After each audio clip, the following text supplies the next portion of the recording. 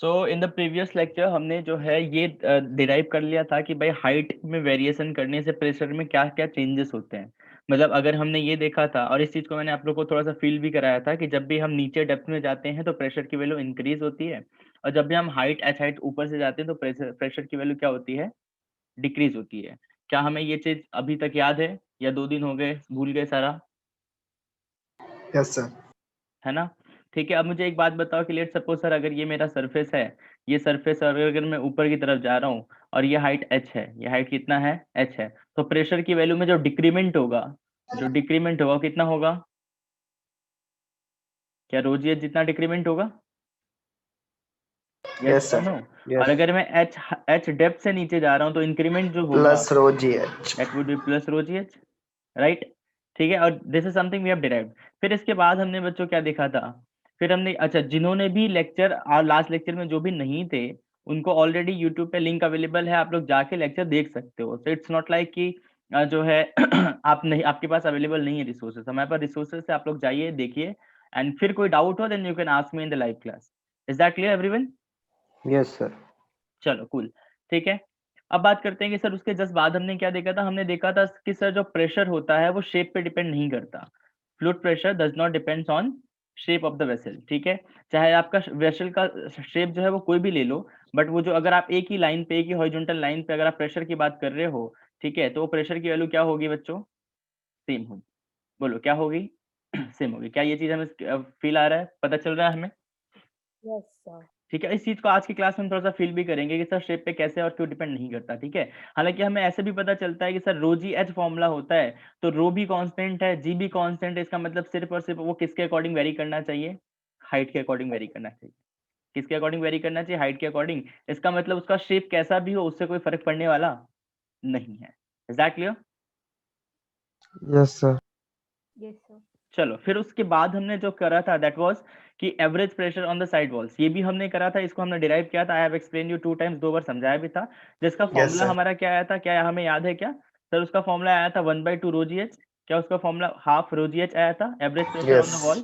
अगर ये आपका जो है वाटर इस तरीके से, और इस वॉल पे अगर मैं एवरेज प्रेशर फाइंड करूं कि भाई एवरेज प्रेशर कितना लग रहा है, तो उसका फॉर्मूला क्या आया था? सर वो आया था रो जी एच अपॉन 2, जहाँ पे एच जो था वो हाइट था आपका वॉल का, जी आपको पता है, रो पता है, अपॉन 2 आता है, ठीक है? वो हमने डिराइव करा हुआ था। अगेन आई एम रिपीटिंग, अगर आप नहीं थे क्लास में अवेलेबल तो आप जाके देख सकते हो, लेक्चर यूट्यूब पे अवेलेबल है।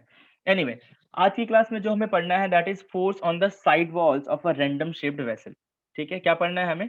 कि भाई जो साइड वॉल्स है, अगर मैं कोई भी रैंडम शेप ले लूं तो उसमें क्या कोई प्रेशर, क्या कोई एक्स्ट्रा फोर्स, क्या कोई एक्स्ट्रा प्रेशर बिल्ड होता है क्या? अगर होता है तो कैसे होता है, क्यों होता है, और कितना होता है? That will something we will derive in this class, वो हम इस क्लास में डिराइव करेंगे। अब आपको मैं थोड़ा सा फील कराता हूँ कि सर आप क्या कहने की कोशिश कर रहे हो। मैं ये कहने की कोशिश कर रहा हूँ कि लेट्स सपोज हमारे पास ऐसे 3 वेसल्स हैं, ये ए, ये बी, ये सी। क्या ये तीनों वेसल्स सभी को दिखाई दे रहा है? Yes sir. ठीक है, इन तीनों वेसल्स में बच्चों क्या डिफरेंस है? इन तीनों वेसल्स में हमें ये डिफरेंस दिखाई दे रहा है कि सर ये वाला जो वेसल्स है ये बिल्कुल नॉर्मल है। मतलब यहाँ पे अगर लेट सपोज ये जो शेप है, ये जो शेप बन रहा है, ये कैसा बन रहा है? रेक्टेंगल बन रहा है, स्क्वायर बन रहा है, what ever you can say, ठीक है? बट यहाँ पे जो है, यहाँ पे जो है वो थोड़ा सा अजीब सा शेप हो गया। मतलब ऊपर ऊपर जो सरफेस एरिया है, ऊपर जो सरफेस एरिया है वो कम है, और नीचे जो सरफेस एरिया है वो क्या है बच्चों? ज्यादा है। वो क्या है बच्चों? ज्यादा है। Is that clear? Yes sir. Clear है हमें? ठीक है, इस केस में सर नीचे जो सरफेस एरिया है वो कम है, और जो ऊपर जो सरफेस एरिया है वो क्या है? थोड़ा सा ज्यादा है। वो क्या है? थोड़ा सा ज्यादा है, ठीक है? अब अगर मैं आपसे एक छोटा सा क्वेश्चन पूछूं, force on the side walls तो हम फाइंड ही करेंगे, बट उसके पहले मैं आपको एक चीज फील करा देता हूं। जो अभी मैंने एक सेंटेंस बोला था, मैंने क्या बोला था? कि भाई शेप पे प्रेशर हमारा डिपेंड ही नहीं करता। मतलब अगर एक ही हॉरिजॉन्टल लाइन पे आप प्रेशर ले रहे हो, फाइंड कर रहे हो, तो वो हर एक के लिए सेम होगा। इसका मतलब ये है कि सर ये पॉइंट ए है, ये ए है, और ये ए है। अगर ये तीनों को मैं हॉरिजॉन्टल पॉइंट ले रहा हूँ, समथिंग लाइक, अगर देखो मैं ऐसे लाइन ड्रॉ कर रहा हूँ, तो क्या इस लाइन पे हर एक जगह पे प्रेशर सेम होगा? क्या इस लाइन पे हर एक जगह पे यस प्रेशर सर। सेम होगा? और उस यस प्रेशर सर। की वैल्यू कितनी होनी चाहिए? लेट सपोज ये वाली जो हाइट आपने सभी के लिए एच एच ले रखी है, ठीक है? दिस इज मैंडेटरी, ये करना पड़ेगा आपको, नहीं तो सेम नहीं होगा, ठीक है? तो क्या उस प्रेशर की वैल्यू क्या सभी के लिए बच्चों रो जी एच प्लस पी नॉट होगा? जहां पे पी नॉट क्या है? जहां पे पी नॉट क्या है बोलना पड़ेगा आपको? एटमोस्फेयर प्रेशर प्रेशर है, ऑफ एटमोस्फियर। एटमोस्फेरिक प्रेशर है, ठीक है? तो अब इस चीज को थोड़ा सा फील करते हैं दूसरे तरीके से। ध्यान से देखो कि सर अगर मैं अगर मैं इस ई पॉइंट के इस पे तो हमें कुछ समझने वाली बात ही नहीं है सर। इस ए पॉइंट पे जो भी प्रेशर बिल्ड हो रहा है वो किसकी वजह से हो रहा है?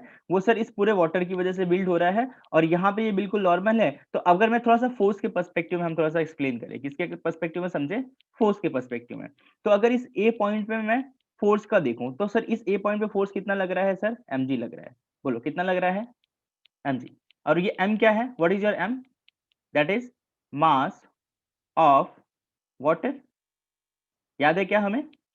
क्या है ये? Mass of water. Is that clear to everyone? क्या क्लियर है ये सभी को? Yes, sir. है ना? अब ध्यान से देखो, अब हम मैं थोड़ा सा और दूसरे तरीके से समझता हूँ। सर यहाँ पे मुझे प्रेशर का तो पता है, अगर मैं यहाँ पे फोर्स देखूं तो सर फोर्स का फॉर्मूला क्या होता है? फोर्स का फॉर्मूला क्या होता है sir? P is equal to क्या होता है? Force upon area. तो F इज इक्वल टू क्या हो जाएगा? P इंटू ए।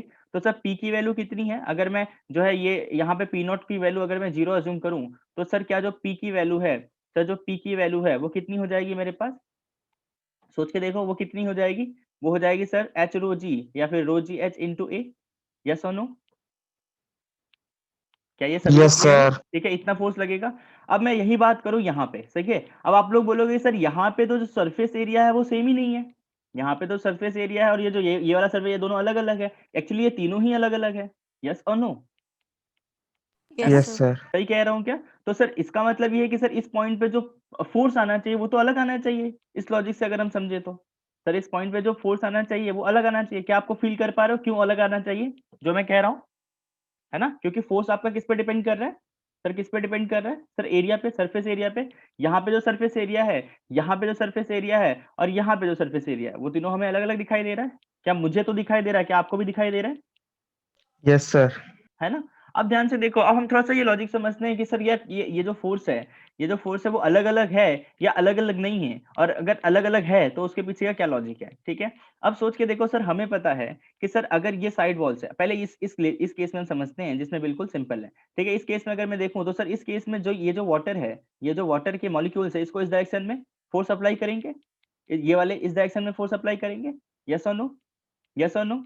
ठीक है, और जैसे Yes, जैसे sir. नीचे जाओगे ये फोर्स की वैल्यू बढ़ती जाएगी, ये फोर्स की वैल्यू बढ़ती जाएगी क्योंकि सर एच की वैल्यू बढ़ती जा रही है आपकी। तो ध्यान से देखो, ये जितना फोर्स इधर अप्लाई करेगा, ये जो वॉल है इस वाटर पे, उतना ही फोर्स इधर अप्लाई करेगा according to third law of Newton. Newton का जो थर्ड लॉ था उसके अकॉर्डिंग। क्या सही कह रहा हूँ? ठीक है, तो इस केस में जो हॉरिजॉन्टली नेट फोर्स है, जो हॉरिजॉन्टली नेट फोर्स है, क्या वो जीरो है? सोच के देखो, क्या वो जीरो है? क्या सभी को क्लियर है? Yes, sir.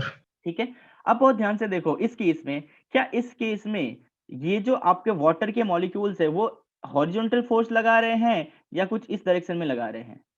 कुछ इस डायरेक्शन में लगा रहे हैं क्योंकि शेप थोड़ा सा आपने चेंज करा है। क्या सब फील कर पा रहे हो एवरीवन?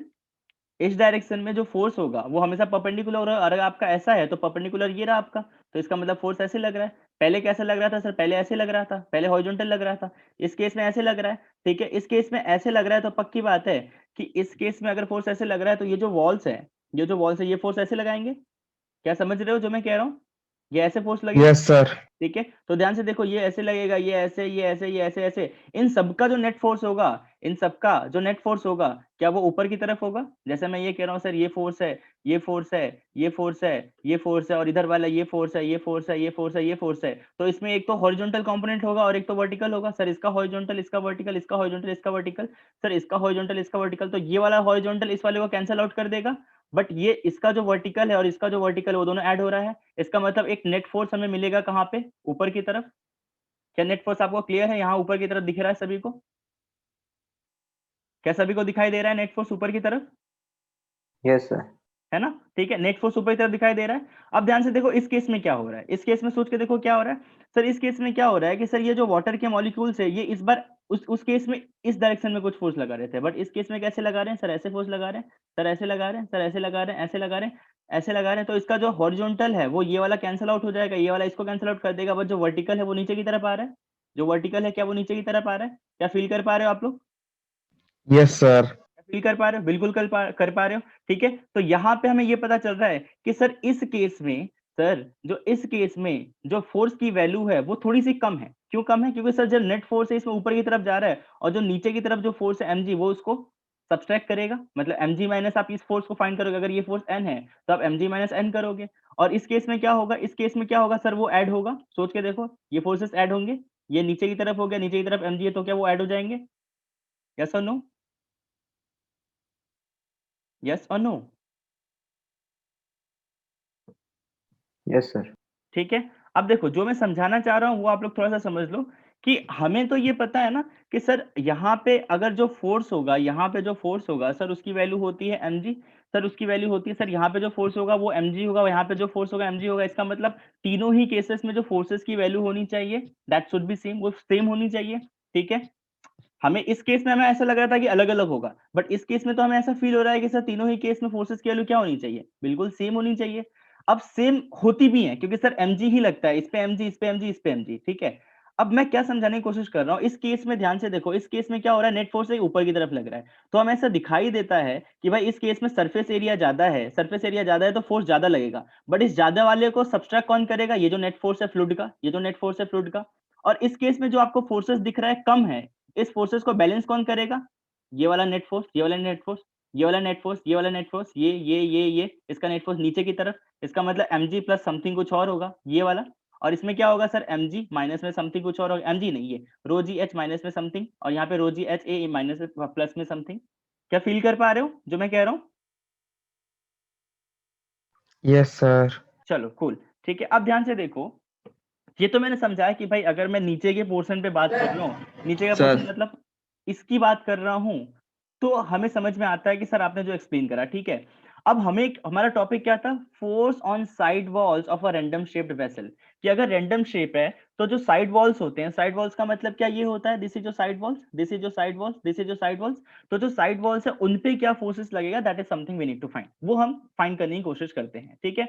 अब ध्यान से देखो कि अगर मैं साइड वॉल्स की बात करूं सर, यहाँ पे अगर मैं देखूं, अगर ये बिल्कुल शेप इसका बिल्कुल ऐसे वर्टिकली है, वहां पे कोई भी जो है टिल्टेड विल्टेड नहीं है, शेप अजीब सा नहीं है, तो अगर ऐसा है तो हमें पता है कि सर जितना फोर्स इधर लगेगा उतना फोर्स इधर लगेगा, जितना फोर्स इधर लगेगा उतना फोर्स इधर लगेगा। तो इस केस में एन की वैल्यू कितनी है, इनकी एन की वैल्यू 0 है। इनके जो साइड वॉल्स है इसमें नेट फोर्स की वैल्यू कितनी है, कितनी है बच्चों, 0 है। क्या ये फील कर पा रहे हो आप लोग, क्या यस फील कर सर। पा रहे हो? ठीक है। और सर अगर ये वाला जो नीचे वाला पोर्शन है इस पे मुझे फोर्स फाइंड करना है तो क्या हो जाएगा सर, ये हो जाएगा, अगर हाइट h है तो हो जाएगा rho ji H pressure into area, rho ji H into A is equal to F. तो ये तो सिंपल वाला केस हो गया, ये हमें फील भी आ रहा है, ये सभी को क्लियर है ये वाला केस, एवरीवन? Yes sir. ठीक है। इस केस में ध्यान से देखो, इस केस में अगर मैं बात करूं, ये हमने वेसल के रिस्पेक्ट में देखा कि भाई वेसल के रिस्पेक्ट में ये होगा। अब इस केस में देखो मैं वाटर के रिस्पेक्ट में, तो वाटर के रिस्पेक्ट में देख रहा है सर, वाटर जो है नीचे की तरफ फोर्स कितना लगा रहा है, mg।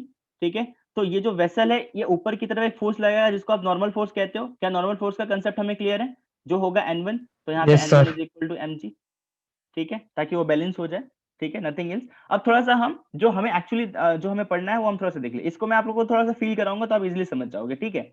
मैं ये कह रहा हूँ, मैं ये कह रहा हूं कि सर हमें ये जो नेट फोर्स लग रहा है, ये जो नेट फोर्स लग रहा है एक्स्ट्रा, कौन सा ध्यान से देखो, अगर शेप कुछ ऐसा है, अगर शेप कुछ ऐसा है तो वाटर इसके ऐसे फोर्स लगाएगा, ऐसे लगाएगा, ऐसे लगाएगा, ऐसे लगाएगा, ऐसे लगाएगा, ऐसे लगाएगा। तो सर जो नेट फोर्स होगा वो नीचे की तरफ होगा, जो नेट फोर्स होगा वो नीचे की तरफ होगा। और यही जो फोर्स है एनवी, अगर मैं इसको एनवी कह रहा हूं, तो इस साइड वॉल, ये जो साइड वॉल्स मैंने, अब ध्यान से देखो, ये एनवी होता ही नहीं अगर ये आप ऐसे नहीं बिल्कुल ऐसे होता तो, अगर शेप इसका ऐसे होता तो क्या एनवी पिक्चर में आता, नहीं आता, नहीं आता, क्योंकि एनवी क्या है सर, इनका रिजल्टेंट, इनका रिजल्टेंट, इनका रिजल्टेंट, इनका इनका इनका रिजल्टेंट। Is that clear? ठीक है। और मुझे ये जो एक्स्ट्रा एनवी आया है, इस एनवी की अगर मुझे वैल्यू फाइंड करनी है, क्या फाइंड करना है, इस एनवी की वैल्यू फाइंड करना है। ठीक है। क्या क्लियर है सभी को, क्या फाइंड करना है हमें, nv? Am I clear to everyone?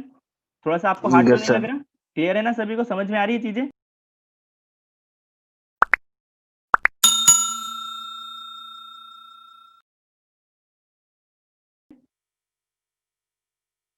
Yes sir. चलो आप ध्यान से देखो सर, अगर मुझे इस एनवी की वैल्यू फाइंड करनी है तो कोई दिक्कत नहीं है सर, हम फाइंड कर लेंगे। कैसे फाइंड कर लेंगे, सोच के देखो कि सर अगर हम वेसल के रिस्पेक्ट में देखें तो सर एनवी इधर लग रहा है, बट वाटर के रिस्पेक्ट में देखें तो एनवी ऊपर की तरफ लग रहा है। या फिर एक ही के रिस्पेक्ट में देखो, लेट सपोज हम वेसल के रिस्पेक्ट में देख रहे हैं ताकि हमें कंफ्यूजन ना हो। सर जो वाटर है वो नीचे इस तरफ फोर्स लगाया तो इसका फोर्स जो है एनवी नीचे की तरफ लग रहा है। क्या हमें ये समझ में आ रही है चीजें, क्या हमें ये समझ में आ रहा है? ठीक है। अब यस ध्यान से सर। देखो, वेरी गुड। ठीक है। अब ध्यान से देखो कि सर अगर हमें इसका एनवी फाइंड करना है, ठीक है, एनवी फाइंड करना है, और अगर मैं यहाँ पे वाटर के रिस्पेक्ट में थोड़ा सा बनाऊं तो सर वाटर जो है नीचे की तरफ फोर्स कितना लगा रहा है mg, ऊपर की तरफ इस mg को बैलेंस करने के लिए कौन सा फोर्स लग रहा है n1, और इस वाटर पे इसका अपोजिट जो है न्यूटन के थर्ड लॉ के अकॉर्डिंग फोर्स लग रहा है जो ऊपर की तरफ कितना हो रहा है nv। तो अगर मैं इनको बैलेंस करके लिखूं सर nv प्लस में ऊपर n1 is equal to mg, तो सर जो nv की वैल्यू आ रही है वो कितनी आ रही है सर, वो आ रही है mg माइनस n1। क्या ये सभी को क्लियर है जो मैंने लिखा हुआ है? Clear everyone? यस है ना? अब सोच के देखो कि सर इस n1 की वैल्यू फाइंड कर लेते हैं। सर इस n1 की वैल्यू तो सिंपल सी है। कैसे सिंपल सी है सर? ये n1 किसकी वजह से आ रहा है सर? ये आ रहा है आपके फ्लूइड प्रेशर की वजह से। तो उसका फॉर्मूला क्या होता है सर? रो जी एच इंटू में सरफेस एरिया कितना है सर? ए है, तो ये आ गया n1 is equal to rho ji H A, और इसमें वैल्यू पुट करो n1 की जगह, तो ये आ गया nv is equal to mg minus में rho ji H into A, mg minus में rho ji H into A. This is the something we actually want to derive. यही हमें पता होना चाहिए कि वह जो एनवी की वैल्यू है कितनी आ रही है, mg माइनस में rho ji H into A. क्या सभी को क्लियर है? क्या सभी को क्लियर है? I am asking again. Sir एक बार रिपीट कर दो। एक बार फिर कर देते हैं। ध्यान से देखो कि जब अगर आपने इस वेसल का शेप कुछ ऐसे लिया हुआ है, तो ये जो वाटर है इस वॉल पे फोर्स ऐसे लगाएगा, जैसे जितना नीचे जाएगा उतना फोर्स की वैल्यू बढ़ती जाएगी, तो इन सबका जो रिजल्टेंट है वो नीचे की तरफ आएगा। ठीक है, जो रिजल्टेंट है वो कहाँ आएगा? नीचे की तरफ। ठीक है, अब मैं कह रहा हूँ कि सर ये जो वॉल है ये भी एक फोर्स लगाएगा न्यूटन के थर्ड लॉ के अकॉर्डिंग, सेम फोर्स। तो इसको मैं मतलब इसका ये जो ऐसे होगा, इसको मैंने ये लिख दिया बिल्कुल ये वाला एनवी। ठीक है, अब ध्यान से देखो ये वाटर जो है नीचे की तरफ फोर्स लगा रहा है, कितना लगा रहा है सर?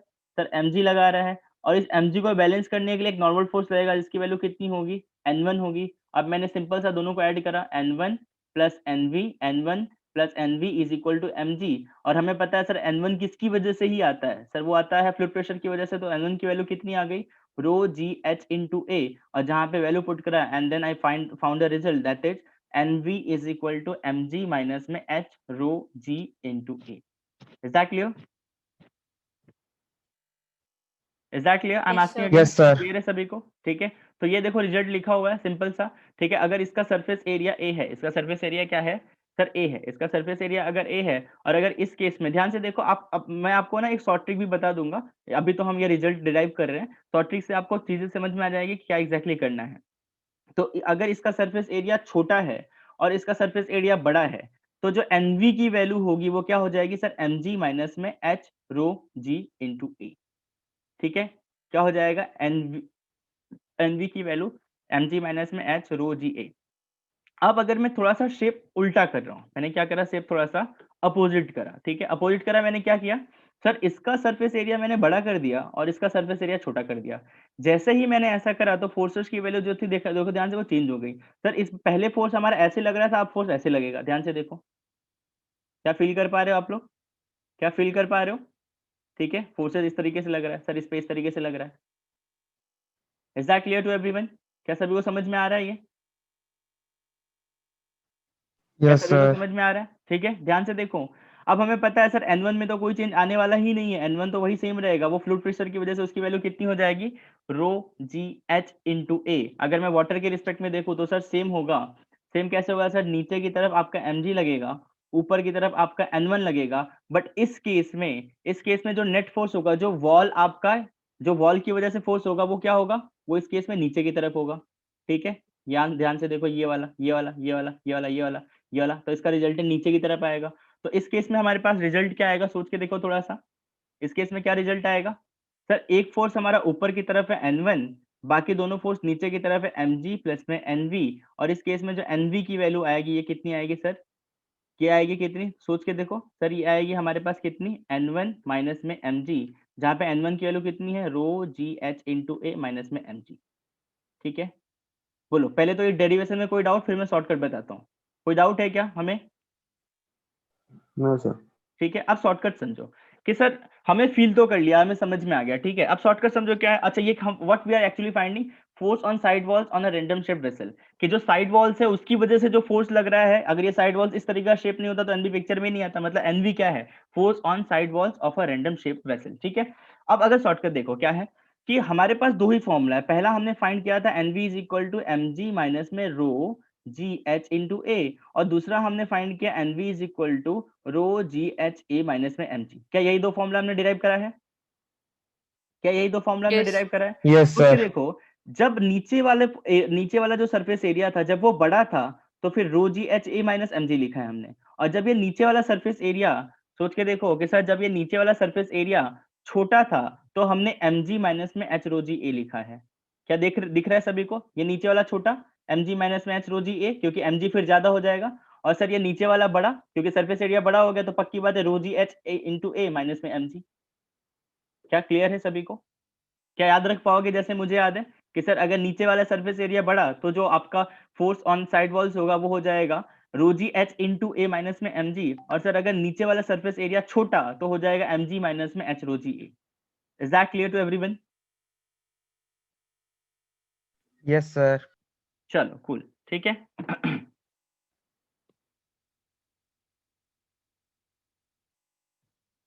चलो अगर यहां तक सभी को क्लियर है तो जो हमें नेक्स्ट टॉपिक पढ़ना है that is Archimedes principal.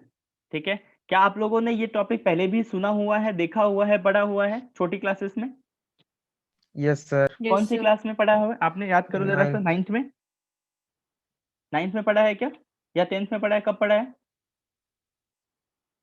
Sir 9th में। 9th में पढ़ा है। बताना जरा मुझे अगर किसी को याद हो क्या होता है sir Archimedes principle. Do we is there anyone who have actually remember? थोड़ा बहुत कुछ याद हो तो आर्किमिडीज प्रिंसिपल के बारे में कि सर ये होता है। चलो कोई बात नहीं, नहीं भी याद है तो भी कोई दिक्कत नहीं है, मैं आपको जो है उसको इस टॉपिक को आप बिल्कुल बढ़िया से फील कर लोगे। फ्लूइड मैकेनिक्स में there is not a single topic which you can not feel. हर चीज को आप फील कर पाओगे बिकॉज आप डेली लाइफ में इसको एक्सपीरियंस कर सकते हो। सोच के देखो कि अगर मेरे पास एक वाटर है, ये मेरे पास एक टैंक है और जिसमें कुछ इस तरीके से वाटर फिल्ड है, दिस इज द टैंक और वाटर फील्ड है, this is the tank water field है। ठीक है, मैं दो बॉल ले रहा हूँ। एक बॉल ले रहा हूँ मैं आपका जो वो वाला आता है ना, टेनिस का बॉल ले लो, या फिर वो जो आता है ना जो अपने सोसाइटी में खेलते हैं, जो क्या कहते हैं उसको, चलो मुझे याद नहीं आ रहा, टेनिस के बॉल से भी काम चल जाएगा। और ये हम ले लेते हैं बिल्कुल आयरन का बॉल। ठीक है, मतलब ये आपका आयरन है और ये आपका टेनिस का बॉल है। टेनिस का बॉल सभी को समझ में आता है क्या? Yes, yes sir. है सर। ना, आयरन का बॉल मतलब वो आयरन का बना हुआ है। ठीक है, तो अगर मैं टेनिस के बॉल को इस पानी में अंदर की तरफ मैं अपने हाथ से ऐसे पुश कर रहा हूँ, मैंने ऐसे पुश करा यहाँ तक आ गया, और सेम यही केस मैं आयरन वाले बॉल के साथ भी कर रहा हूँ, है ना। मैंने इसको पुश करा, हालांकि पुश करने की जरूरत पड़ेगी ही नहीं, इसको ये अपने आप ही चला जाएगा। इसको पुश करा, जैसे ही पुश कर, दोनों को पुश करने के बाद मैंने अपने हाथ को रिलीज करा, तो जैसे ही मैंने हाथ रिलीज करा सर ये जो टेनिस वाला बॉल है ये ऊपर की तरफ आ जाएगा, और सर जो ये आयरन वाला है ये नीचे की तरफ आ जाएगा। क्या ये ऐसा ही होता है? क्या ऐसा ही होता है जिस जिस दुनिया में हम रहते हैं? क्या उस दुनिया में ऐसा ही होता है या मैं किसी और दुनिया में रहता हूँ? यही होता है क्या आप लोगों के साथ भी यही होगा? सोच के देखो यार, ऐसा लग रहा है आप लोगों ने टेनिस बॉल को कभी पानी में ऐसे देखा ही नहीं है। देखा है क्या? यही No, होता है ना, देखा है sir. है ना। तो मतलब पता है ना कि टेनिस बॉल जो है पानी में सिंक नहीं करता, डूबता नहीं है, Yes, sir. है ना। और जो आयरन का बॉल होगा वो डूब जाएगा। ठीक है, अब मेरा क्वेश्चन ये है कि सर जो टेनिस का बॉल है वो ऊपर की तरफ आया, वो जैसे ही मैंने अपने हाथ को रिलीज करा वो ऊपर की तरफ आया। तो सर अगर ये टेनिस का बॉल ऊपर की तरफ आ रहा है, अगर ये ऊपर की तरफ आ रहा है तो there must be some force जो इसको ऊपर ला रहा है। There must be some force, obvious, it's very obvious कि यहाँ पे कोई ना कोई फोर्स जरूर होना चाहिए जो इसको ऊपर की तरफ ला रहा है, और उसी फोर्स को हम क्या कहते हैं? एफबी, जिसको हम कहते हैं फोर्स ऑफ बुयंसी। उसी फोर्स को हम क्या कहते हैं? Force of buoyancy. अब आप लोग के मन में ये क्वेश्चन होगा कि सर ये जो फोर्स ऑफ बुयंसी है क्या ये आयरन के केस में नहीं अप्लाई होता है? मतलब there must be a question कि सर आपने ये बोला कि टेनिस का बॉल ऊपर आया तो उसको ऊपर लाने के लिए जो फैक्टर था वो था आपका फोर्स ऑफ बुयंसी, बट ये जो फैक्टर है क्या ये आयरन के लिए नहीं होगा? तो मैं कहूंगा बिल्कुल होगा। फोर्स ऑफ बुयंसी आयरन के केस में भी लग रहा है और आपके टेनिस बॉल के केस में भी लग रहा है, but the difference between forces in iron and in tennis ball is कि सर जो आपका फोर्स ऑफ बुयंसी टेनिस के बॉल में लग रहा है वो ऊपर की तरफ जो फोर्स है वो ज्यादा है, और जो फोर्स ऑफ बुयंसी आपके जो है इसके केस में, आयरन के केस में लग रहा है वो क्या है? वो क्या है बच्चों बोलो? वो कम है, वो कम है। नीचे वाला फोर्स ज्यादा है, इसका मतलब तभी ये नीचे की तरफ चला गया, और ऊपर वाला फोर्स जो फोर्स ऑफ बुयंसी इस केस में भी अप्लाई हो रहा है, बट इसकी वैल्यू क्या है? कम है। क्या ये सभी को क्लियर है? Clear Yes, sir. है इस एग्जांपल से कि हाँ हमें आपको थोड़ा सा फील आया कि अच्छा ये वही फोर्स है जो फोर्स आपको डूबने नहीं देता है, जो फोर्स आपको ऊपर की तरफ लाता है वाटर में या लिक्विड में, ठीक है, that is known as your force of buoyancy. अभी बहुत अच्छा एग्जांपल है जो आपको जो है ग्राफिक्स दिख रहे हैं आपके मतलब स्क्रीन पे, उस ग्राफिक्स के थ्रू हम थोड़ा सा समझते हैं। ठीक है, अब ध्यान से देखो, ये आपका वेट मशीन है, ये आपका क्या है, वेट मशीन है, और ये आपका कोई भी एक मटेरियल है, कोई भी एक ऑब्जेक्ट है। इस मटेरियल को जब ये पानी में सिंक नहीं था, मतलब पानी से बिल्कुल टच नहीं था, इन दैट केस जो इसका वेट ये वेट मशीन दिखा रहा था दैट वाज 4 न्यूटन। कितना बता रहा था वो? 4 न्यूटन। ठीक है, 4 न्यूटन बता रहा था ये जो वेट मशीन था। ठीक है, अब जैसे ही, अब यहाँ पे मैंने जो है एक और मैंने बकेट लिया, यहाँ पे मैंने एक और बकेट लिया और ये वेट मशीन लिया, और इस बकेट में ताकि अगर कोई पानी निकलता है तो सीधे यहाँ से निकले। ठीक है, जैसे अब ध्यान देखो, इसको आपको ऐसे लेवल करना पड़ेगा। ठीक है, इसको बिल्कुल ऐसे लेवल पे रखना पड़ेगा वाटर को। जैसे ही इसको क्या किया मैंने, जो है इस वेट मशीन को मैंने ऐसे नीचे की तरफ लेके आया, नीचे की तरफ लेके आया, तो ये जो आपका मटेरियल था, ये जो आपका ऑब्जेक्ट था, ये इसमें अंदर की तरफ जाएगा पानी में। और जैसे ही ये अंदर की तरफ जाएगा तो पक्की बात है, ये तो हम ऐसे फील कर पा रहे हैं कि सर पानी जो है यहाँ से बाहर की तरफ निकलेगा। निकलेगा नहीं निकलेगा? बोलना बोलना पड़ेगा, निकलेगा नहीं निकलेगा? यस सर, निकलेगा। Yes, sir. अब निकलेगा, यही हमें कैलकुलेट करना है कि सर अगर इसका वेट कितना था, 4 न्यूटन था। ठीक है, अब मैंने देखा कि सर जो इसका वेट बता रहा है वेट मशीन में, मैंने इसको पूरा ऐसे सिंक कर दिया, डुबो दिया।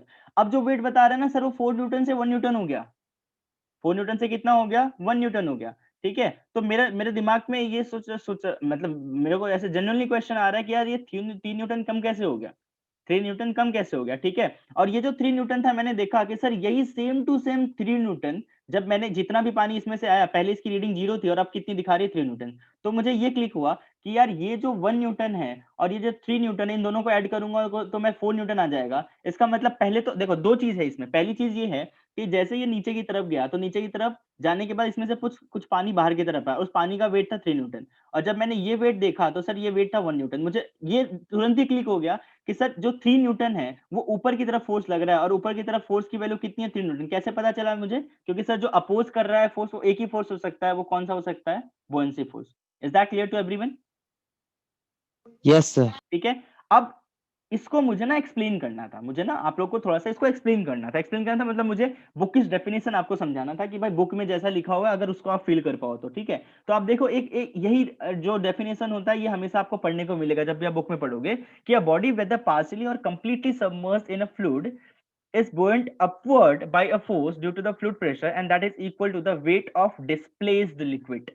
मतलब वो जो फोर्स ऑफ बुओयंसी है, वो जितना भी वाटर में सबमर्ज होगा, मैं इस वर्ड को बार बार यूज करूंगा, जितना वाटर में सबमर्ज होगा। मैं कभी भी ये नहीं बोलूंगा कि मैंने अपना हल्का सा फिंगर अगर मैंने आप पानी में डाला तो पूरे मेरे बॉडी को फोर्स ऑफ बुओयंसी फील होगा, ऐसा नहीं होगा।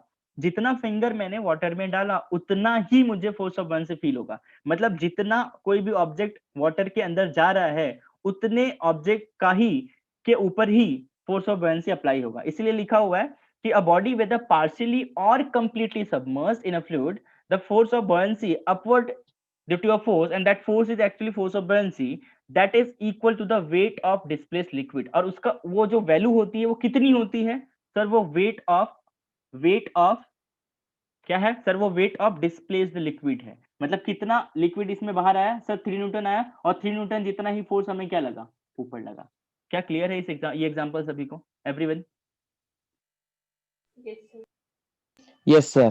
चलो ठीक है, so this is the bookish definition which you need to remember. आपको अगर एग्जाम में पूछता है अगर, तो ये लिखना है। बाकी आपको फील कैसे करना है, this is how you can feel it. ठीक है, कोई भी फोर्स है जो हमें ऊपर की तरफ पुश कर रहा है, हमें ऊपर की तरफ पुश कर रहा है, that force is your force of buoyancy. अब आपके मन में एक और क्वेश्चन आना चाहिए। ठीक है, मतलब जब मुझे अगर कोई इस तरीके से पढ़ा रहा था तो मेरे मन में जरूर क्वेश्चन आता कि सर वाटर में भी तो फ्रिक्शन होता है, वाटर में भी तो फ्रिक्शन होता है। तो सर आपने तो बोला कि जब ये बकेट नीचे की तरफ गया, तो आपने तो बोला सर एक ही फोर्स है जब ये ऊपर की तरफ जा रहा है, और वो फोर्स है सर फोर्स ऑफ बुओयंसी। आपने वाटर के फ्रिक्शन भी तो ऊपर की तरफ लगेगा, बोले लगेगा नहीं लगेगा?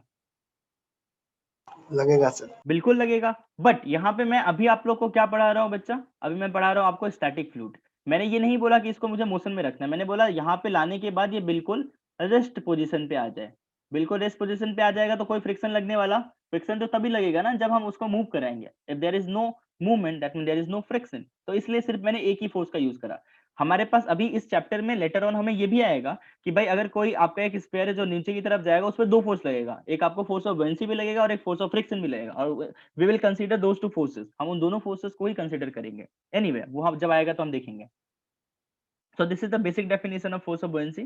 ठीक है, अब हम थोड़ा सा जो है इनके ये जो आर्किमिडीज साहब का जो प्रिंसिपल था, that principle I am going to derive, थोड़ा सा डिराइव कर लेते हैं ये वो प्रिंसिपल एग्जैक्टली था क्या।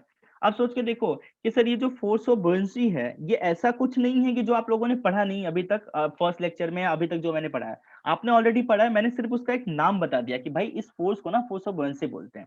आप लोग बोलोगे सर कैसे, मैं बताता हूँ कैसे।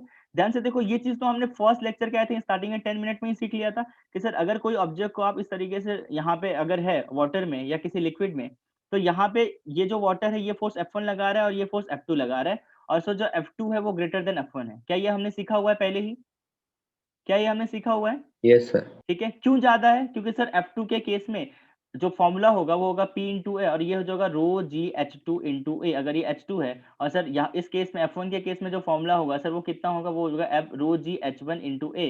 Sir H2 is greater than H1, that's why we can say F2 is greater then F1। ठीक है, ये तो हमने पहले से ही पढ़ा हुआ है। ठीक है, अब हमें पता चला कि सर F2 जो है ज्यादा है और F1 कम है, और ये जो फोर्स अनबैलेंस हो रहा है, मतलब ये जो फोर्सेस में डिफरेंस आ रहे हैं, यही जो फोर्स डिफरेंस जो है वो क्या है आपका, फोर्स ऑफ बुओयेंसी है। This force of difference is your force of buoyancy. मतलब अब आप लोग बोलोगे ना कि सर ये फोर्स गया कहाँ, ये फोर्स बिल्कुल F2 इसको ऊपर की तरफ पुश करेगा, F1 इसको नीचे की तरफ पुश करेगा। तो अगर ये 10 न्यूटन नीचे लग रहा है और ये 15 न्यूटन ऊपर लग रहा है, तो सर 15 माइनस 10 जो होगा, जो 5 न्यूटन होगा, यही क्या होगा आपका, this will be your force of buoyancy. Is that clear? क्या 15 न्यूटन फोर्स ऑफ बुओयेंसी होगा? तो आंसर है नहीं सर, 15 न्यूटन नहीं होगा। ये जो फोर्सेस का डिफरेंस, कई बार बच्चों को डाउट आ जाता है कि सर ऊपर की तरफ तो टोटल F2 लग रहा है, मतलब 15 न्यूटन होना चाहिए। नहीं, फोर्स का जो डिफरेंस होगा ना, that will be your force of buoyancy. Is that clear? Clear है क्या Yes, सर? sir. फिर से एक बार समझ लो कि सर नीचे की तरफ ये जो वाटर है, अगर ये वाला जो सरफेस है इस पे फोर्स कितना लगा रहा है F1, सर इस वाले सरफेस पे ऊपर की तरफ फोर्स कितना लगा रहा है F2। ठीक है, अब हमें पता है कि सर F2 की वैल्यू F1 से बड़ी होती है, तो मैंने लिखा कि सर अगर मैं दोनों का डिफरेंस देखूं तो सर F2 माइनस F1 है, और यही डिफरेंस जो है, यही डिफरेंस आपका क्या है, फोर्स ऑफ बुओयेंसी। क्योंकि अल्टीमेटली F2 ज्यादा है, तो F2 ज्यादा है तो ऑब्वियसली ऊपर की तरफ पुश करेगा, और जो फोर्स हमें ऊपर की तरफ पुश करता है, that force is known as force of buoyancy. Is that clear? Clear है क्या Yes, हमें sir. ये? ठीक है, चलो अब थोड़ा सा हम इसको डिराइव कर लेते हैं। डेरिवेशन सिंपल सा है। डेरिवेशन में क्या है सर, F2 माइनस F1 कर दो। क्या कर दो, F2 माइनस F1। तो लेट सपोज यहाँ पे सरफेस से लेकर के यहाँ तक का डिस्टेंस अगर h है, और सरफेस से लेकर के यहाँ तक का डिस्टेंस l प्लस h है, तो पक्की बात है सर इसका जो डिस्टेंस है वो l है। इसका डिस्टेंस कितना है सर, l है। ठीक है, अब हमें ये पता है कि सर F2 की वैल्यू अगर मैं फाइंड करूं, F2 हमारा ये है, तो F2 की वैल्यू हो जाएगी rho G h plus l into A. क्या क्लियर है सभी को? Is that clear to everyone? Yes. ठीक है, और सर जो F1 की वैल्यू होगी वो कितनी होगी, आप लोग बताओगे मुझे कितनी होगी? रो जी एच इंटू ए होगी क्या? रो जी एच इंटू ए होगी क्या? Yes, sir. ठीक है, और इन दोनों का अगर मैं डिफरेंस फाइंड करूं तो डिफरेंस कितना आ जाएगा सर, F2 माइनस F1 हो जाएगा rho ji H plus L into A minus में rho ji H into A. Sir difference मुझे दिख रहा है rho ji H into A cancel हो गया, तो बस दिख रहा है मुझे रो जी एल इंटू ए। क्या आप लोग को भी दिख रहा है? क्या आप Yes, लोग को sir. भी ये दिखाई दे रहा है? सर L इंटू ए को हम कुछ लिख सकते हैं क्या? बिल्कुल लिख सकते हैं सर। L इंटू ए क्या हो जाएगा आपका, वॉल्यूम। क्या हो जाएगा, वॉल्यूम। किसका वॉल्यूम सर? इस मटेरियल का वॉल्यूम। किसका वॉल्यूम? क्योंकि एरिया क्या था, इस मटेरियल का एरिया था, और ये जो L है वो क्या है सर, इस मटेरियल का लेंथ है। तो पक्की बात है सर इस ऑब्जेक्ट का जो वॉल्यूम होगा that will be your V। ठीक है, तो जो फोर्स ऑफ बुओयेंसी का फॉर्मूला है वो आया मेरे पास कितना, rho G into V, rho V into G, या फिर वी रो जी, जो भी आपको याद करना है। ठीक है, अब यहाँ पे कुछ चीजें हमें पता होनी चाहिए। ठीक है, कौन कौन सी चीजें जो हमें पता होनी चाहिए सर? ये जो वॉल्यूम है ना सर, ये जो वॉल्यूम है ना, ये सबमर्ज्ड वॉल्यूम है। सबमर्ज्ड वॉल्यूम का मतलब ये है कि अगर इसी ऑब्जेक्ट को मैंने इतना सिंक करा होता, इतना डुबोया होता, तो जो वॉल्यूम हम लेते इसका हाफ लेते। किसका लेते? इतने का ही वॉल्यूम हम लेते, पूरे का लेते नहीं। तो यहाँ पे आपको लिखना पड़ेगा जब भी आप नोट्स बनाओगे कि जो ये वॉल्यूम है ये सबमर्ज्ड वॉल्यूम है। और सर ये जो डेंसिटी है, ये किसकी डेंसिटी है बच्चों, मुझे कोई बता पाएगा क्या? ये इस मटेरियल की डेंसिटी है या वाटर की डेंसिटी है? Water. वाटर की डेंसिटी है, क्योंकि सर ये जो रो था वो क्या था, वो तो एच रो जी वाला ही रो था, और रो किसकी डेंसिटी थी सर? वो वाटर की थी। तो यहाँ पे ये दो चीजें आपको ध्यान रखनी पड़ेगी सर। वी क्या था आपका, सबमर्ज्ड वॉल्यूम था और मटेरियल का, और सर जो रो है वो क्या है, जो रो है वो क्या है आपका, वाटर का आपका। Density of water. ठीक है, density of water. So this is how we have derived. ठीक है, ये बिल्कुल ऑर्गेनाइज वे में लिखा हुआ है। F2 minus F1 is nothing but your force of buoyancy या बॉयंस फोर्स। ठीक है, क्या बॉयंसी फोर्स हमें सभी को क्लियर है? क्या हमें आर्किमिडीज प्रिंसिपल क्लियर है? Yes, sir. चलो कूल। अब हम थोड़ा सा देख लेते हैं, ठीक है, लॉ ऑफ फ्लोटेशन क्या होता है कि भाई अगर कोई भी ऑब्जेक्ट जो है फ्लोट कर रहा है, फ्लोट करने का मतलब समझ रहे हो ना कि वो ऊपर सिंक नहीं हुआ, वो डूबा नहीं, ठीक है, अगर वो फ्लोट कर रहा है तो उस केस में क्या होगा, उस केस में जो है केस कैसा बनेगा। अब सर लेट सपोज कि अगर ये कोई ऑब्जेक्ट है, ये मेरा वाटर है, ये मेरा वाटर है, ठीक है, इस केस में यहाँ पे ये जो ऑब्जेक्ट है ये जो है यहाँ पे आके ऐसे रेस्ट पे हो गया, मतलब ये यहीं पर है, ये वाटर के अंदर है, बस रेस्ट पर है। अगर रेस्ट पे होगा तो एक चीज तो कंफर्म है, और वो कंफर्म चीज क्या है कि सर जो ऊपर की तरफ फोर्स लग रहा है और जो नीचे की तरफ फोर्स लग रहा है, उन दोनों फोर्सेस की वैल्यू क्या है? सेम है। दोनों फोर्सेस की वैल्यू क्या है? सेम है। Same. तभी जाके ये रेस्ट पे रह सकता है। तो पक्की बात है सर, नीचे की तरफ उस पर एक ही फोर्स लगता है, वो है सर mg। सर ऊपर की तरफ उस पर कौन सा फोर्स लग रहा है? सर वो लग रहा है rho V G, force of buoyancy जब हमने डिराइव करा। तो जब भी mg is equal to rho V G का केस आ जाए, इन दैट केस जो आपका कोई भी ऑब्जेक्ट होगा वो आपका फ्लोट करेगा, मतलब एक ही जगह पे रेस्ट हो जाएगा। ठीक है, अच्छा इस एग्जांपल को और अच्छे से समझते हैं। लेट सपोज ये जो स्टोन है ना, ये वाटर का स्टोन है। किसका स्टोन है? वाटर का स्टोन है, और ये भी वाटर है। अब सोचो अगर वाटर के स्टोन को, मतलब वाटर के स्टोन का मतलब समझे, उसका शेप कुछ ऐसा है। इस वाटर को अगर मैं वाटर के अंदर ही डाल रहा हूँ तो क्या ये वाटर अंदर की तरफ जाएगा या फिर बस फ्लोट करेगा? मतलब कहीं पे भी रह सकता है ना, कहीं पे भी रह सकता है। क्यों रह सकता है? क्योंकि सर ये जो डेंसिटी आपकी वाटर की है वही डेंसिटी इसकी है, दोनों की डेंसिटी सेम है, तो मतलब ऊपर नीचे जाने का क्वेश्चन ही नहीं, वो स्टैटिक हो जाएगा जहां पे भी हो जाएगा। Is that clear to everyone? Yes, sir. Yes, sir. है ना, चलो कूल। अब हम थोड़ा सा फाइंड करते हैं कि सर अपेरेंट वेट क्या होता है। Apparent weight of a body submerge in a liquid. ठीक है, कि अगर कोई भी आपकी बॉडी है जो आपकी सबमर्ज है किसी लिक्विड में, तो उसका अपेरेंट वेट कितना होगा, है ना। जैसे मैं आपसे अगर मतलब ये मैं आपसे एक छोटा सा क्वेश्चन भी पूछूं अगर न्यूमेरिकल के फॉर्म में, कि भाई अगर ये मेरा वेट मशीन है और ये मेरा कोई ऑब्जेक्ट है जो एम मास पे, जो वाटर में इस तरीके से उसको सस्पेंड किया गया है, ठीक है, और इसका ये जो एक स्ट्रिंग को लेकर के इसमें यहाँ पे सस्पेंड कर दिया गया है, और तब आपको रीडिंग देखनी है। ठीक है, मतलब लेट सपोज जो m की वैल्यू थी वो इनिशियली 10 kg थी, कब? जब वो सबमर्ज नहीं था, और अब m डैश की वैल्यू कितनी होगी। ठीक है, तो ऐसा क्वेश्चन बन सकता है, बिल्कुल बन सकता है, बन सकता है या नहीं, सोच के देखो, Yes. है ना। ठीक है, ऐसे क्वेश्चन का आंसर हम कैसे करेंगे, सोच के देखो सर। सिंपल सी चीज है कि सर अगर ये m मास का ऑब्जेक्ट है, ये नीचे की तरफ चला गया, ठीक है, तो भले ये वाटर में चला गया, बट फोर्स ऑफ ग्रेविटी तो हमें पता है वो किसी भी मीडियम से इंडिपेंडेंट होता है, तो वो तो हमेशा mg लगेगा। यस और no? Yes, sir. Yes sir. ठीक है, और सर इस पे जब ये आपका नीचे की तरफ जाएगा, उस पर फोर्स ऑफ बॉयंसी कहाँ लगेगा? सर ऊपर की तरफ लगेगा, Super. ऊपर की तरफ लगेगा, ये हमें पता है। सर फोर्स ऑफ बॉयंसी ऊपर की तरफ, mg नीचे की तरफ। अब वो कौन सा फैक्टर है जो हमें बताता है कि इसका मास कितना है? तो वो है ये टेंशन, वो है ये टेंशन। इस स्ट्रिंग में कितना टेंशन आ रहा है वो टेंशन ही बताएगा उसका मास कितना है। ठीक है, तो हमें पता चल गया सर टेंशन जो है कहाँ लग रहा है, ऊपर की तरफ। तो ये लिख रहा है सर टी प्लस में F B is equal to M G. और सर जो टी की वैल्यू आ रही है वो आ रही है एम जी माइनस में रो वी जी। रो वी जी क्यों? The value of force of buoyancy. Rho L लिख दूं मैं लिक्विड का। क्लियर है क्या? Is this clear to everyone? ये टी ही क्या है आपका? टी ही क्या है? वेट है। ठीक है, हमें मास फाइंड करना है, अभी तक हमने वेट फाइंड करा है। तो टी की वैल्यू हमारे पास आ जाए एम जी माइनस में रो वी जी। ठीक है, तो मैंने क्या कर दिया, इन दोनों से जी कॉमन था तो मैंने जी कॉमन लिया, तो ये आ गया एम माइनस में वी इंटू रो। ठीक है, अब इस जी को मैं यहाँ पे लेके आ गया, तो ये हो गया सर कितना? सर ये हो गया कितना? सर ये हो गया हमारा sir T upon G is equal to M minus में रो इंटू एल। यहाँ तक किसी को कोई doubt? No, sir. No sir. ठीक है, अब मुझे एक बात बताओ सर, ये रो वी जी में जो वॉल्यूम था वो किसका वॉल्यूम था? किसका वॉल्यूम था बताना पड़ेगा आप लोगों को। Submerged. सर सबमर्ज मटेरियल का वॉल्यूम था। अगर ये पूरा का पूरा सबमर्ज है, डूब गया है, सिंक हो गया है, तो सर m की वैल्यू जो होगी क्या वो रो वी के इक्वल होगी? और सर जो v की वैल्यू होगी वो m अपॉन में डेंसिटी ऑफ सॉलिड होगा या डेंसिटी ऑफ मटेरियल होगा। लेट्स सपोज मैंने m लिख दिया है रो m। ठीक है, ये रो m है। ठीक है, तो मैंने v की वैल्यू उठा के यहाँ पे पुट कर दी। v की वैल्यू कितनी है sir? m upon rho m। Sir m upon rho m, तो ये आ गया m minus m into rho L upon में रो मटेरियल। तो आ गया t बाई जी की वैल्यू कितनी आ गई? m कॉमन ले लिया, 1 माइनस में लिक्विड का डेंसिटी अपॉन में मटेरियल का डेंसिटी। ठीक है, और यही टी बाई जी क्या है? आपका मास है। सोच के देखो, क्योंकि मास क्या होता है सर? वेट अपॉन ग्रेविटी होता है, ग्रेविटेशनल एक्सेलरेशन होता है। Is that clear to everyone? कोई डाउट हो तो पूछ लें, अभी हम एक न्यूमेरिकल देखेंगे इस बेसिस पे। No, sir. चलो कूल, ठीक है। अगर आपको बिल्कुल चीजें क्रिस्टल क्लियर है, समझ में आ रहा है, ठीक है, तो ये न्यूमेरिकल करके बता दो मुझे फटाफट। सर एक बार समझा ना। कितने लोगों का आंसर डी आया है? How many of you are saying answer D is correct, option D is correct? क्योंकि इस क्वेश्चन में मोस्ट ऑफ द स्टूडेंट्स का आंसर डी आता है।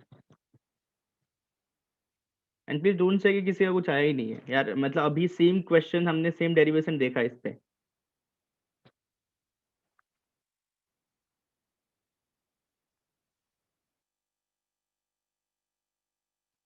क्या किसी का आंसर डी आ रहा है क्या, ऑप्शन डी? सर सी। चलो एक आंसर मुझे सी बताया है किसी ने, and I would like to hear from you कि कैसे आपका सी आ रहा है। Can you please explain? Sir stone का मास mg। चलो स्टोन का मास कितना है पहले देख लो। ये a tank containing water of mass m, ये जो कैपिटल M है किसका मास है? स्टोन। स्टोन का नहीं है भाई साहब, a tank containing water of mass m water का है। वाटर का। हाँ नेक्स्ट बताओ, गो अहेड आगे बोलो। सर बाद में वो क्या बोलते हैं, force. Force is equals to V rho G. हाँ F V is equal to V rho G, फिर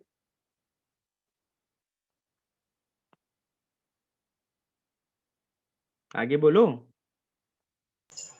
सर मास नीचे जाएगा, मास नीचे आएगा? मतलब mg नीचे आएगा ना ऐसा। हाँ एम जी नीचे आएगा, ये भी ठीक है। और ये रो वी जी की डायरेक्शन क्या होगी? अपवर्ड। अपवर्ड होगी। चलो अपवर्ड हो गई, फिर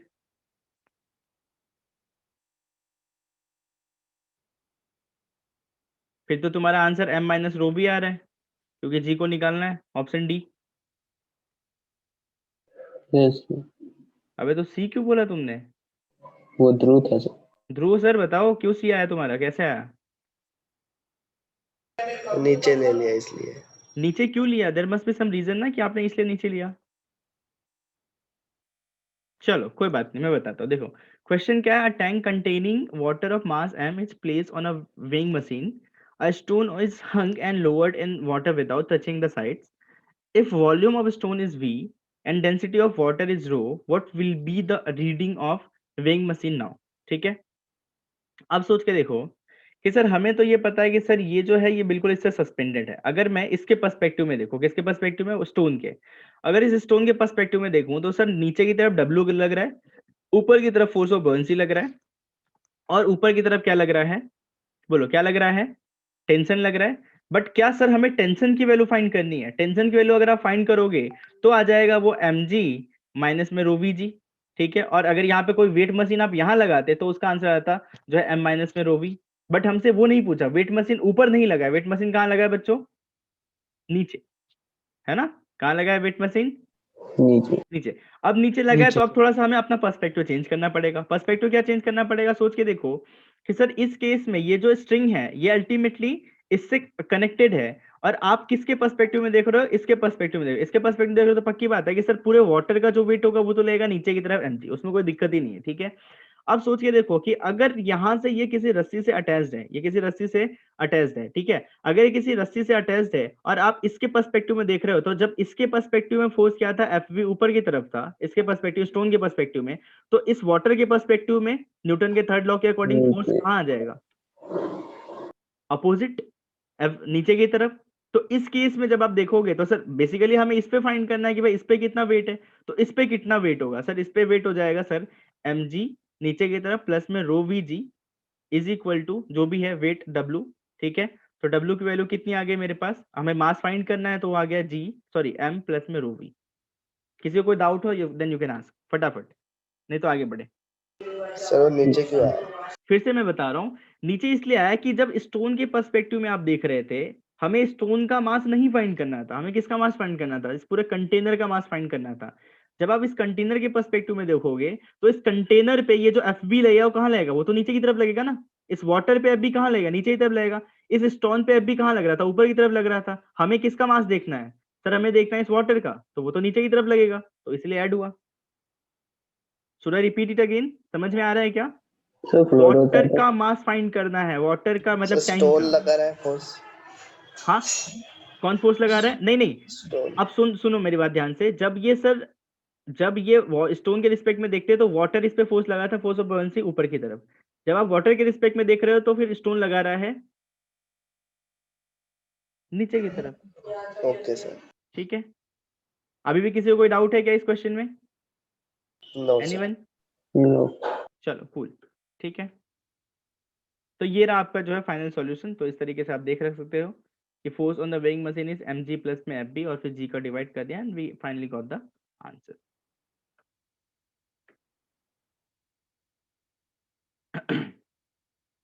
ठीक है, फिर वो सिंक वाला केस हमने देखा ही हुआ है, मतलब हमें पता भी है। नहीं भी पता है तो एक बार फिर से देख लोगे। सर अगर ये कोई बॉल है, अगर वो नीचे डूब जा रहा है, नीचे एक ही केस में डूब सकता है सर, जब इसका जो डेंसिटी है, इसका जो डेंसिटी है वो किससे कम हो, है ना बच्चों? क्या सर? फिर देखो मैं क्या कहने की कोशिश कर रहा हूँ कि सर अगर ये मैंने बॉल लिया और ये सिंक कर जा रहा है, ये सिंक तभी कर जाएगा जब नीचे mg की वैल्यू ग्रेटर देन क्या हो, फोर्स ऑफ बॉयंसी से। यस और नो? यस किससे गेट है दोनों? Yes force of sir buoyancy से। ठीक है, आप सोच के देखो। आप इस एग्जांपल को अच्छे से समझ लेते हैं कि सर हमने लिखा है mg is greater then fb, तो क्या मैं इसको mg is greater then fb की वैल्यू कितनी होती है सर? वो होती है रो इंटू वी इंटू जी। क्या यही होती है सर? m को हम क्या लिख सकते हैं? Rho of material into G into V is equal to rho of ये लिक्विड है इंटू में v इंटू जी। यस और नो? क्या लिख सकते हैं सर? जी ने जी को मार दिया, जी ने जी को मार दिया। ठीक है, ठीक है सर। ये वॉल्यूम किसका था सर? ये वॉल्यूम किसका था?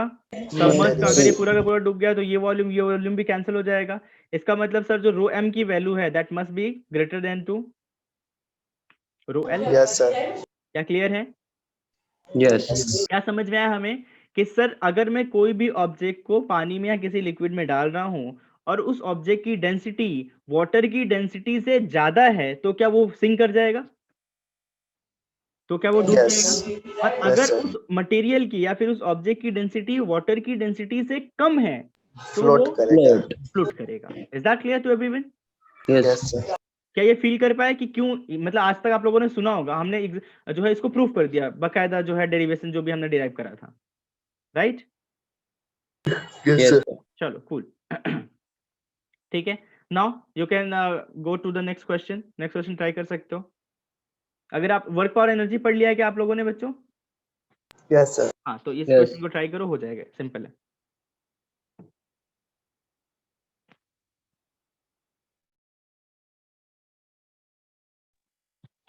चलो देख लो, हुआ नहीं हुआ कोई बात नहीं। देख लो क्वेश्चन क्या कह रहा है हमसे। Let's understand the question first. तीन पोर्शन में क्वेश्चन को करना है, मैंने पहले ही बताया है। क्वेश्चन को पहले अंडरस्टैंड करते हैं। A rubber ball of mass m and radius r it's submerged in a water to a depth h। मतलब पहली बात तो जो बॉल है उसने मटेरियल को पहले से बोल दिया है कि वो रबर बॉल है, ठीक है। और उसको कहाँ तक सबमर्ज करा गया सर? आपके यहाँ से लेकर के आपके h डेप्थ तक उसको सबमर्ज करा गया। Find to what height above the water surface ball will jump, neglect the resistance of the water। मतलब हमें फ्रिक्शन, वाटर फ्रिक्शन को नेग्लेक्ट करना है, दैट्स कंप्लीटली फाइन। और density of water is given rho, ठीक है। मतलब पक्की बात है सर, रबर का बॉल है तो अगर मैं इसको पुश करके ऐसे नीचे की तरफ लेके जाऊंगा, जैसे छोड़ूंगा तो ये ऊपर की तरफ आएगा, आएगा नहीं आएगा बच्चों? यस ठीक है। Yes, sir. अब ये कितना हाइट ऊपर तक आया, that is something we need to understand. ठीक, मतलब we need to find out actually कि हमें कितना फाइंड ऊपर आया, ये हमें फाइंड करना है। तो देखो कुछ करना नहीं है, हमें ये पता है। देखो इसको दो तरीके से कर सकते हैं। पहला तरीका है आप एनर्जी कंजर्वेशन डायरेक्टली अप्लाई कर दो। तो एनर्जी कंजर्वेशन आप डायरेक्टली अप्लाई करोगे तो सोच के देखो, अगर आपने इसको रेफरेंस पॉइंट लिया है बच्चों, क्योंकि हमें पता है सर पोटेंशियल एनर्जी के लिए हमें क्या चाहिए? रेफरेंस पॉइंट चाहिए। तो अगर अगर मैंने इसको रेफरेंस लिया है तो यहाँ पे पोटेंशियल एनर्जी कितना है हमारा? जीरो जीरो, ठीक है।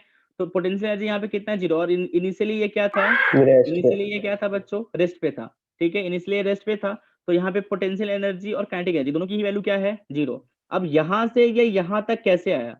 यहाँ से यहाँ तक कैसे आया? सोच के देखो, सोच के देखो, यहाँ से यहाँ तक कैसे आया सर? यहाँ से यहाँ तक ये एक ही तरीके से आ सकता है, और वो किसकी तरह वजह से आ सकता है? फोर्स ऑफ बॉयंसी की वजह से। तो यहाँ से यहाँ तक के लिए, या फिर बेसिकली ये यहाँ से ऊपर ही क्यों जा रहा है सर? फोर्स ऑफ बॉयंसी की वजह से जा रहा है।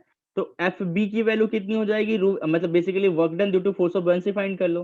तो ई इनिशियल प्लस में work done due to force of buoyancy is equal to इसके पास फाइनल कितनी एनर्जी बची हुई है, ठीक है, राइट। तो रो वी जी इंटू क्या कर, क्योंकि पानी की हाइट कितनी एच तक ही है, तो अब डेफिनेटली इट्स वेरी ऑब्वियस कि एच लोगे, तो रो वी जी इंटू एच हो गया। और यहाँ पे इस पॉइंट पे इसके पास एनर्जी कितनी है, काइनेटिक एनर्जी 0 है, क्योंकि यहाँ पे रेस्ट पे आ गया, हमें यही पॉइंट पे फाइंड करना है। और यहाँ से यहाँ तक अगर हाइट बच्चों हमने h1 ले ली है, जो हमें एक्चुअली फाइंड करना है, तो ये आ गया mg h प्लस h1, क्योंकि टोटल हाइट कितनी है h प्लस h1। क्या क्लियर है हमें? यस ठीक है, अब यहाँ पे h1 फाइंड करना है सर, सभी में g है तो g सभी से कॉमन निकाल के खत्म कर दो, और यहाँ पे rho V G into H minus में ये mg को इधर कर दो, यहाँ से h कॉमन ले लो और फिर यहाँ से h1 निकलेगा। This is the first method, ठीक है, बाकी कैलकुलेशन है, फिजिक्स यहाँ से एंड हुआ और यहाँ से मैथ शुरू हुआ, h1 की वैल्यू आपने फाइंड करा, ठीक है। दूसरा मेथड है जो मुझे इजी लगता है, दूसरा मेथड क्या है, दूसरा मेथड सोच के देखो कि सर इनिशियल काइनेटिक एनर्जी की अगर मैं बात करूं के आई, तो क्या उसकी वैल्यू 0 है या नहीं है? यस बिल्कुल है। सर जो फाइनल काइनेटिक एनर्जी है सर उसकी भी वैल्यू क्या है? 0 है, क्योंकि वो रेस्ट पर है। तो सर जो W is equal to delta K होता है, W इज इक्वल टू क्या होता है, डेल्टा के। सर इसका मतलब नेट वर्क डन कितना होना चाहिए, किसके इक्वल होना चाहिए? क्या वो 0 के इक्वल होना चाहिए? सोच के देखो, क्या वो 0 के इक्वल होना चाहिए एवरीवन? ठीक है, अब मुझे पता है सर नेट वर्क डन किसकी वजह से हो रहा है। सर एक तो वर्क डन हो रहा है आपके फोर्स ऑफ बॉयंसी की वजह से, और एक है आपका ग्रेविटेशनल एनर्जी की वजह से, mg की वजह से। तो पक्की बात है सर ग्रेविटेशनल वर्क डन और force of buoyancy work done. तो ग्रेविटेशनल वर्क डन कितना हो जाएगा सर, mg h प्लस, और ये ऊपर की तरफ जा रहा है तो माइनस में आएगा, आप लोग को पता है ये। तो माइनस में mg h प्लस में h1 प्लस में यह हो गया आपका rho V G into H is equal to 0। यहाँ से अगेन आपको वैल्यू किसकी निकालनी है, आपको h1 की वैल्यू निकालनी है। बोलो, do we have any doubt in this question? Anyone? Is this clear to everyone? क्या क्लियर है ये सभी को क्वेश्चन? Yes sir. चलो क्लियर है तो फिर आगे की तरफ मूव करते हैं। ठीक है, ये क्वेश्चन करो, ये भी अच्छा क्वेश्चन है, और फटाफट करो, 2 मिनट का टाइम है, जल्दी करो इसे। और आई एम एक्सपेक्टिंग कि ये क्वेश्चन आप लोग एटलीस्ट रिजल्ट तक पहुंच जाओ, सिर्फ आप समझ लो कि क्या करना है तो भी काम बन जाएगा, सिंपल ही है।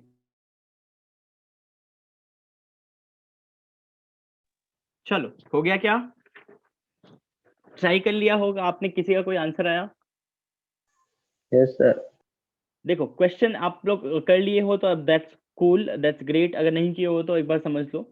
अ cube of wood supporting 200 gram mass just floats in a water in fully, ठीक है, मतलब एक आपका सीधी सीधी सी बात है, एक क्यूब है जो किसका है, वुडन का है, वुड का है, ठीक है, supporting 200 gram mass just float in a water in fully submerge state, in a submerge state, मतलब पक्की बात है कि सर जब ये आपका इनिशियल पोजीशन पे कुछ ऐसे था तो ये सबमर्ज नहीं था, ठीक है, बट जैसे ही इसमें स्मॉल एम मास का एक कोई ऑब्जेक्ट रखा गया तो ये सबमर्ज हो गया। क्या यही कह रहा है यहाँ तक? Understanding of question is most important. क्या क्लियर है सभी को क्वेश्चन? Yes, sir. अगेन, ठीक है, when the mass is removed cube rises by 2 centimetre. ये जो क्यूब है कितना ऊपर आ गया सर, ये 2 सेंटीमीटर जितना ऊपर आ गया, ठीक है, above water level. Find the size of the cube. अब आपको क्या करना है सर, इस क्यूब का साइज फाइंड करना है, मतलब इस क्यूब का बेसिकली आप लेंथ फाइंड कर दो and you will get the answer, ठीक है। तो देखो ध्यान से, पहला केस हमारा क्या है, पहला केस कुछ ऐसा है कि सर ये आपका क्यूब का मास कैपिटल एम है, और ये जो भी ऑब्जेक्ट है उसका मास अगर हमने स्मॉल एम ले लिया, और ये जो लेंथ है वो कितना लेंथ है सर, एल है। कितना लेंथ है, एल है, ठीक है। अब मैंने क्या करा, हमसे क्या पूछ रहा है, हमें यही एल की वैल्यू ही शायद पूछ रहा है ना, सोच के देखो बच्चों, क्या यही एल हमें फाइंड करना है? Find the size of the cube, find the size of the cube, find the size of the cube. Clear है सभी को? Is this clear to everyone? ठीक है, अब ध्यान से देखो कि सर जैसे ही मैंने इस m मास के ब्लॉक को रिमूव करा, उस केस में क्या हुआ, ये ऊपर की तरफ आ गया। कितना ऊपर आ गया, लेट्स सपोज h जितना ऊपर आ गया, और वो कितना ऊपर आया, 2 सेंटीमीटर, मतलब h की वैल्यू भी गिवन है क्वेश्चन में, ठीक है, लेट्स सपोज वो h जितना ऊपर आ गया, ठीक है। अब पक्की बात है, इसका मतलब सर ये जो डिस्टेंस बचा सर, ये डिस्टेंस कितना बचा सर, वो l माइनस h बचा, ठीक है। क्या ये कंडीशन सभी को क्लियर है? Yes sir. ठीक है, चलो कूल। अब ध्यान से देखो, अब हमें करना कुछ नहीं है, अब सिंपल सी चीज है, अब हमें क्या बनाना है, एफबीडी। क्या बनाना है, force free body diagram. Free body diagram क्या आता है हमें बनाने, do we know? Yes sir. ठीक है, अब हमें पता है कि सर अगर हम पहले केस में एफबीडी बनाए, ठीक है, इस केस में तो सर नीचे की तरफ जो फोर्स लगेगा वो कितना लगेगा, M capital M plus small M into G, लगेगा नहीं लगेगा, ठीक है। और सेकंड केस में जो फोर्स ऑफ बॉयंसी लगेगी वो कितनी हो जाएगी sir, Fb is equal to rho into V into G, और उस जो v की वैल्यू होगी क्योंकि फुल्ली सबमर्ज है तो उसको केस में जो वैल्यू होगी वो L क्यूब होगा, जो वैल्यू होगा कितना होगा, L क्यूब होगा। Is this clear to everyone? क्या सभी को क्लियर है? फर्स्ट केस में, इस केस में FBD क्लियर है सभी को? I am asking again. Yes, sir. ठीक है, सेकंड केस की बात करते हैं, जब वो थोड़ा सा ऊपर आ गया, जैसे थोड़ा सा ऊपर आया, ठीक है, तो उस केस में भी जो mg की वैल्यू है क्या वो अगेन सेम है, mg प्लस स्मॉल mg, वो तो सेम है या अलग है? सोच के देखो, सेम है अलग है?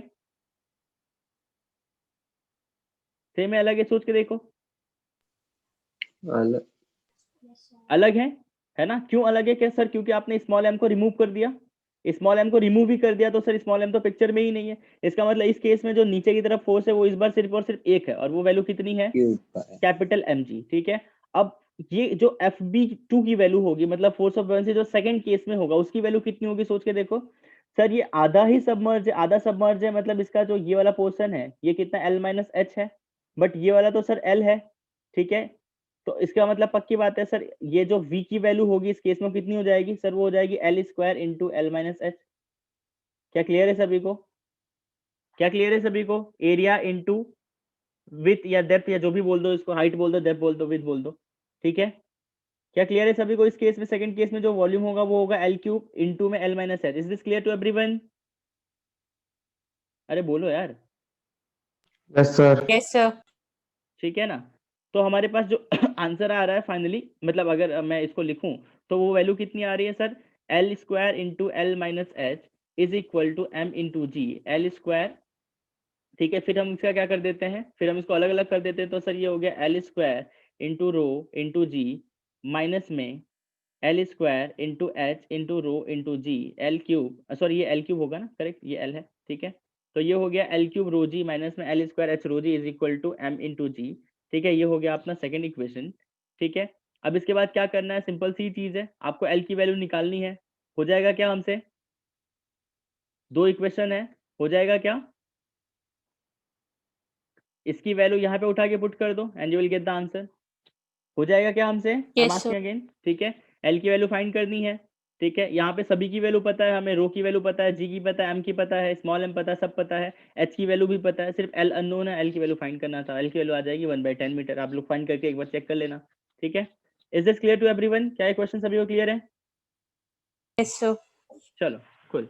ठीक है, तो ये हम यहाँ से नेक्स्ट क्लास में स्टार्ट करेंगे कि भाई जो पास्कल का प्रिंसिपल था, जिसको हम जो है हाइड्रोलिक ब्रेक का में भी ये काम आएगा, पास्कल का जो प्रिंसिपल है कि कैसे वो काम करता है, कैसे हम छोटे छोटे प्रेशर से बहुत बड़े बड़े काम कर लेते हैं। मैंने ये छोटा सा प्रेशर अप्लाई करा और यहाँ पे मैंने एक बहुत बड़ा क्रेन उठा लिया। ठीक है, ऐसा आप लोगों ने डेली लाइफ में देखा होगा, सुना होगा, एटलीस्ट मूवीज वगैरह में देखा होगा। तो that will we understand in the next lecture. ठीक है, चलो, so that's it in this Okay, sir. lecture. किसी को कोई डाउट हो then you can ask. No, sir. चलो then cool, bye bye, thank you.